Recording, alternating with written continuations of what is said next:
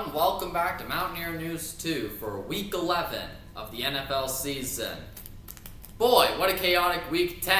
I think my record speaks for itself. 8-6. At this point, who cares? The NFL season has really devolved into total chaos. It appears that every team sucks. But yet, somehow, someone's got to win a Super Bowl here. But, yeah, this season's been a chaotic mess. I mean, still look at the division standings. I mean, honestly, yeah. But we got a very interesting Week 11. Playoffs now becoming more and more serious here. As the season goes on into November, and as the freezing cold comes in, playoffs are important.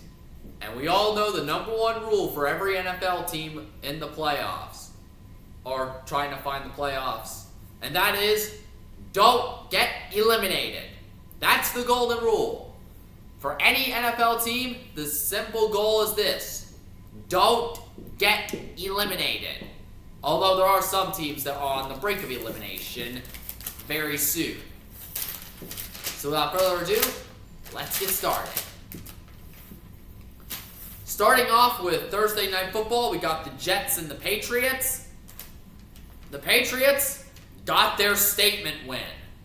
The Patriots actually got their statement win against the Buccaneers. Not only defeating the Buccaneers, but dominating in some aspects. The Patriots. I think the Patriots are definitely on people's minds, as New England has played very, very well. On the other side, the Jets, well, they beat the Browns. That's an accomplishment.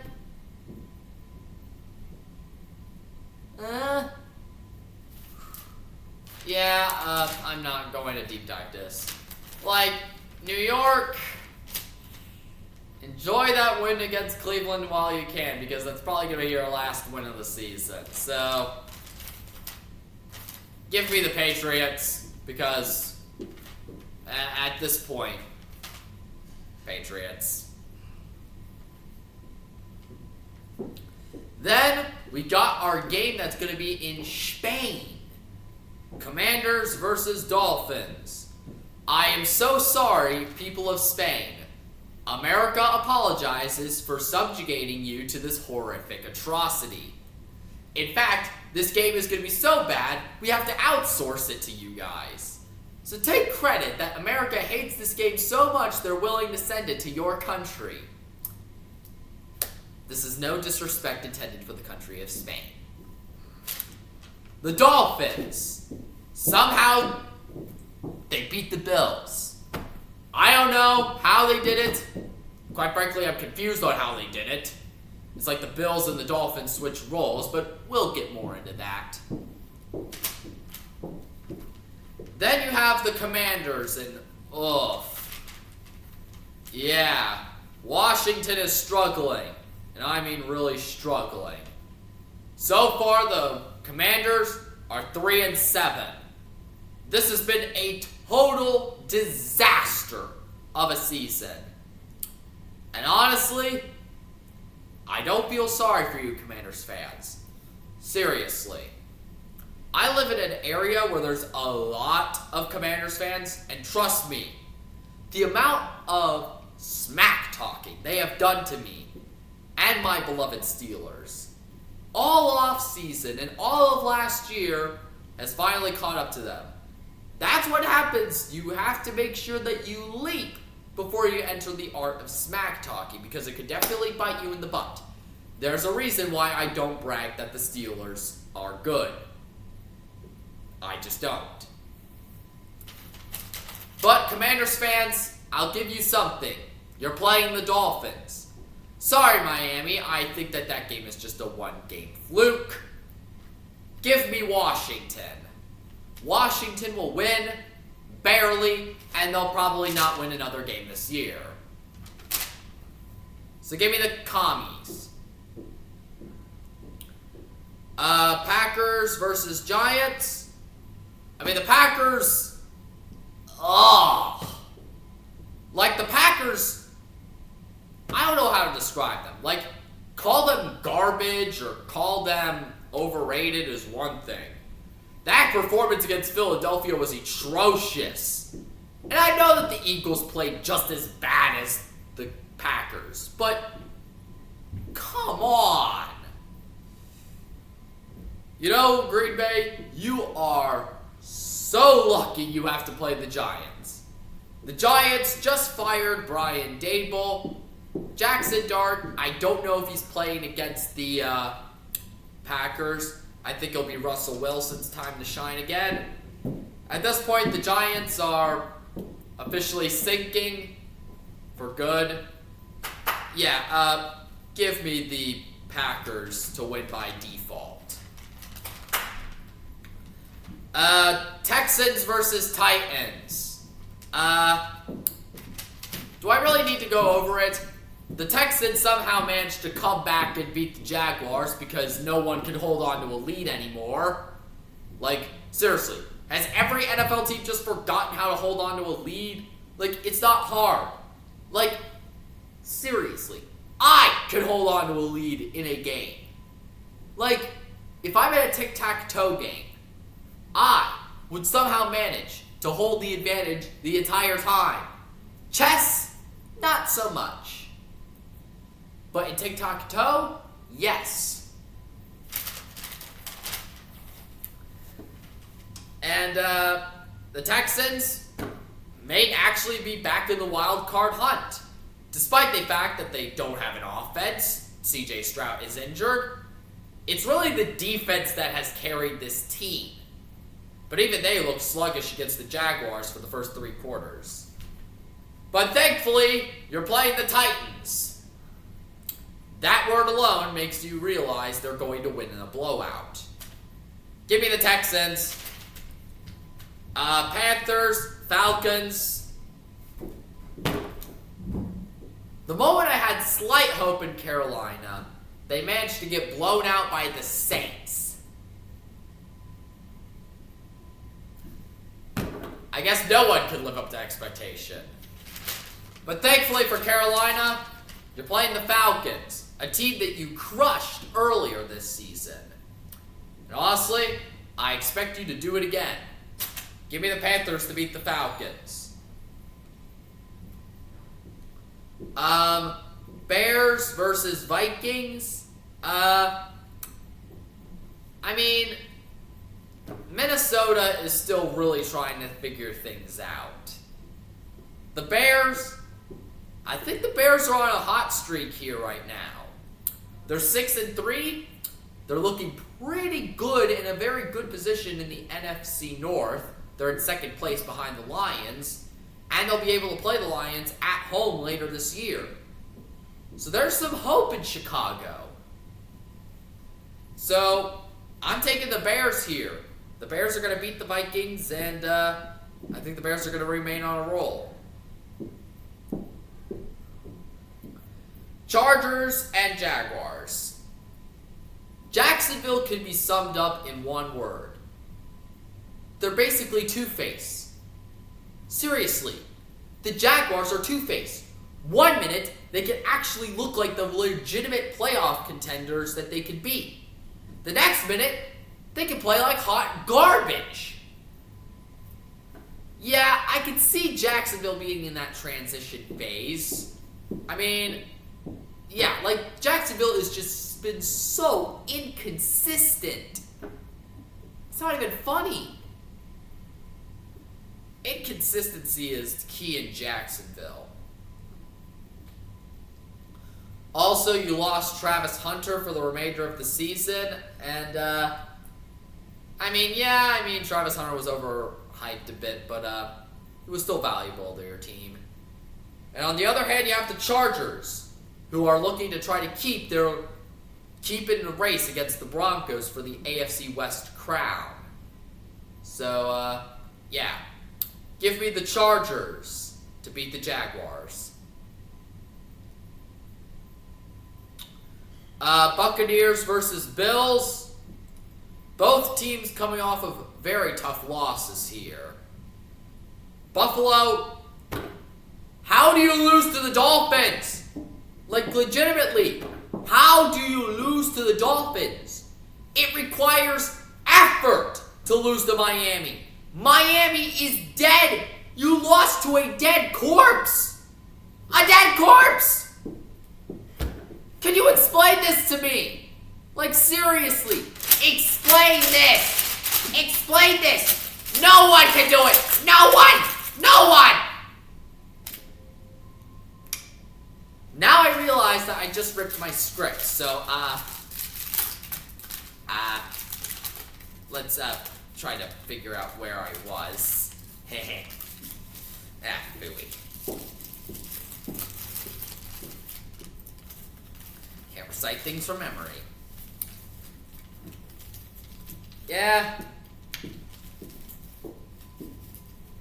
Then you have the Buccaneers, who, somehow the Buccaneers managed to lose to the Patriots, but the Buccaneers are definitely beaten up by injuries. I think this game will be close. At first, I scribbled down the Bills to win this game, but now that I think about it, they made me rip my paper. So, I'm going Buccaneers. Thanks a lot, Buffalo. Give me Tampa Bay to win. Then we have a game where I don't really need my paper too much. We have the Bengals and Steelers. My Steelers just keep on disappointing me. Disappointing me. I'm sorry. Aaron Rodgers, I'm beginning to think that maybe it's time for a quarterback change. Aaron Rodgers has just been playing worse and worse every week. It's starting to become really concerning. Like, this entire team is just running out of gas. They're old, slow, washed. Like, it's nothing. Like, this entire team is literally stuck in the 2000s. Like, the entire Steelers franchise is hopelessly outdated. They're a relic of pre-COVID-19. Seriously. The offensive play calling is terrible, but the defense just looks old. They look old, slow, with the outdated formations. Injuries have destroyed the secondary. Yeah, I hate to say this, folks, but, yeah, Pittsburgh is in a bad spot. And Mike Tomlin is getting the heat. Real heat. So this is Pittsburgh's last chance to turn things around. Because Baltimore is creeping up behind us. And we don't want them taking the division. We're playing the Bengals. The Bengals. Look, it's not that hard. You're playing the Bengals defense. The Bengals defense is one of the most atrocious things on earth. If Pittsburgh fails to score or to do anything against the Bengals defense, that's when I'm saying it's time for Mason Rudolph. Because if you play bad against the Bengals defense, there's no excuses anymore. I'm taking the Steelers because I basically bounded against my will to. So, you better do something, Tomlin, or else it's bye-bye time.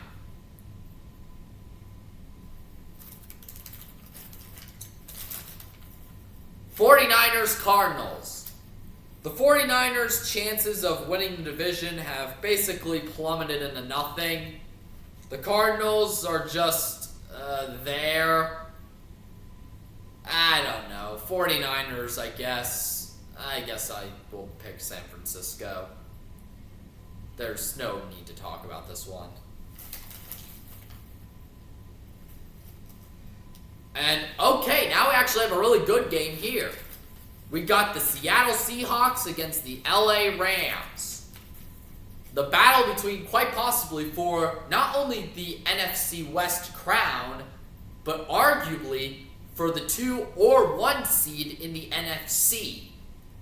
You have 2 teams playing lights out at this point, the Seahawks and the Rams.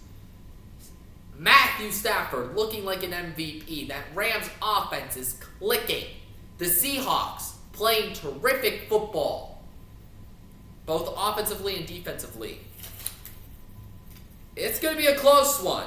It's going to be a real close one. I was back and forth on this one a bit. But in the end, I'm taking the Seahawks here. I just think that Seattle will probably be more prepared for this game, and they'll probably have more of the advantage. So give me Seattle. Chiefs, Broncos. Denver. This is it, Denver. If you win this game, you can officially declare yourselves safe from King Mahomes. Really? Kansas City, this is probably the Chiefs' last true chance to maybe have an attempt to win the division, because if Kansas City loses this game, they won't have the tiebreaker, and this is going to really do significant damage later down the line. So at this point, yeah, I don't think Kansas City is going to be able to win the division anymore. I think it's firmly in the Broncos' hands. In this division, it's firmly the Broncos to lose. And this is why I'm taking the Broncos to win. I have Denver winning on the fact that I think the Broncos will probably be playing the exact same football as they've been playing. I think that they're going to cause a big storm against Mahomes with that defense. I think Bo Nix will do just enough to get the offense to overpower the Chiefs' defense. So yeah, Broncos win. Ravens, Browns. Do I even need to go over this one? Give me the Ravens, because Cleveland is too much of a disgrace to even talk about. Lions, Eagles. Philadelphia. What was that against the Packers? Honestly, no one in that game deserved to win. It should have been a tie. Or heck, both teams should have lost. If you were a victim of watching the Eagles-Packers game, please call now. You'll be entitled to financial compensation. And as for the Lions, Detroit looked pretty good against Washington now that Dan Campbell has taken over play calling. But now we're really going to see if that play calling is really going to be true. So, I have the Lions winning this game. Give me Detroit. And lastly, Cowboys and Raiders. I don't even want to go over this game anymore, and honestly, I don't want to talk about this game. Raiders, still the Raiders, the corporate Raiders, who are still basically nothing but a cheap imitation of what Al Davis wants the team to be. But little did they know they choose to make it Al Davis's team in his later years when he was a senile old man. Cowboys, not much better, but let's be honest, they're going to win by default anyway, so give me the Cowboys.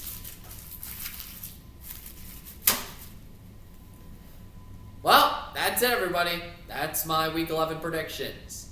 Let me know in the comments if Aaron Rodgers could somehow manage to throw the ball farther than Larry the Cucumber.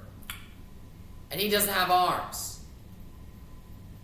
Anywho, I'm Mountaineer News 2. See you all next week.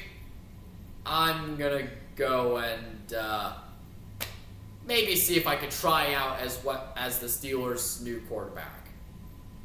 Bye.